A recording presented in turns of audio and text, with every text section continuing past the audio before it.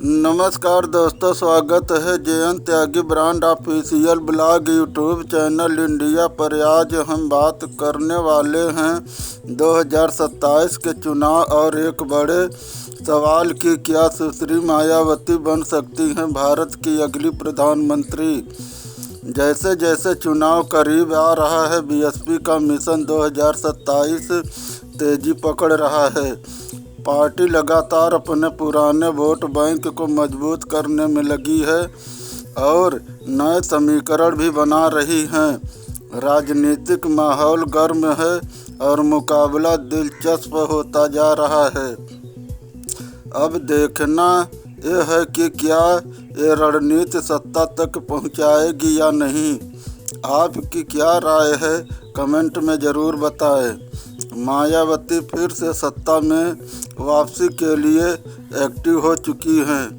BSP जमीनी स्तर पर संगठन मजबूत करने में जुटी है। दलित पिछड़ा वोट बैंक को दोबारा जोड़ने की कोशिश तेज। 2027 चुनाव में बड़ा मुकाबला देने की तैयारी साफ दिख रही है। भाई लोग, अभी तक मेरे इस रियल पॉलिटिक्स ब्लॉग वीडियो को लाइक नहीं किया है तो वीडियो को लाइक करें, चैनल को सब्सक्राइब करें। देशों की राजनीति में कभी कभी एक वाक्य ही ऐसा होता है जो सियासी गलियारों में तूफान ला देता है। कल्पना कीजिए अगर यह चर्चा उठे कि देश के प्रधानमंत्री ने यह संकेत दिया है कि एक प्रमुख विपक्षी नेता भी प्रधानमंत्री बनने की क्षमता रखती हैं। राजनीति का तापमान कितना बढ़ सकता है। बयान छोटा हो या बड़ा, लेकिन उसका राजनीतिक अर्थ बहुत दूर तक जाता है। इसी तरह की चर्चाओं ने हाल के दिनों में एक नया सियासत को एक नई दिशा का काम किया है। यह समझना जरूरी है कि लोकतंत्र में किसी भी नेता के प्रधानमंत्री बनने की संभावना संवैधानिक ढांचे के भीतर निहित होती है। भारत का संविधान किसी भी ऐसे व्यक्ति को जो संसद का सदस्य हो और बहुमत का समर्थक प्राप्त करे, प्रधानमंत्री बनने का अवसर देता है।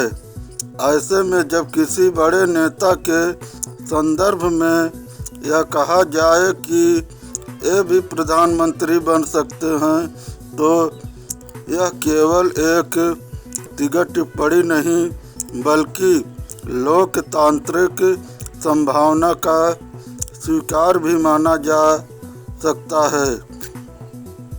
मायावती लंबे समय से राष्ट्रीय राजनीति की एक महत्वपूर्ण हस्ती रही हैं। उत्तर प्रदेश की 4 बार मुख्यमंत्री रह चुकी सुश्री मायावती ने सामाजिक न्याय और बहुजन राजनीति के मुख्य धारा में स्थापित करने का दावा किया है। उनकी पार्टी ने कई बार राष्ट्रीय स्तर पर अपनी उपस्थिति दर्ज कराई है। ऐसे में यदि यह चर्चा उठती है कि वे प्रधानमंत्री के दावेदार हो सकती हैं, तो यह स्वाभाविक रूप से राजनीतिक विमर्श का केंद्र बन जाता है। राजनीतिक विश्लेषक इस तरह की चर्चाओं कई गुणों से देखते हैं। बाबा साहब अमर रहे, कांशीराम अमर रहे, मायावती जिंदाबाद जिंदाबाद जिंदाबाद। जय भीम, जय भारत।